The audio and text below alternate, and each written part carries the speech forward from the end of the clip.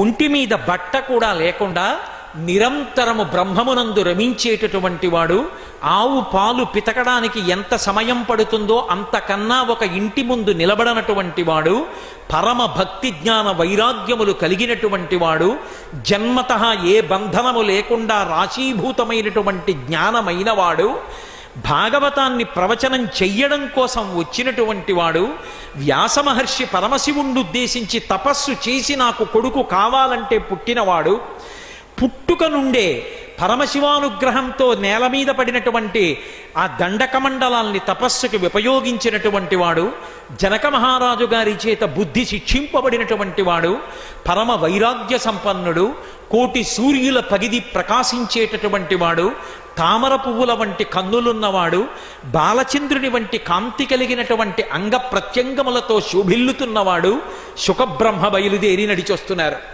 వెంటనే అక్కడున్న ఋషులందరూ లేచి నిలబడి, మహానుభావుడు బ్రహ్మజ్ఞాని శుకబ్రహ్మ వస్తున్నారని ఎదురేగి తలలు ఉంచి ఆయనకి నమస్కరించి స్వాగతం పలికారు. నా జన్మ పండింది, ఒక్క మహాపురుషుడు వస్తే చాలు, జన్మ పండిపోయినట్టే. పరీక్షిన్ మహారాజు గబగబా ఎదురెళ్ళాడు, అర్ఘ్యపాద్యాదులు ఇచ్చాడు. ఆయన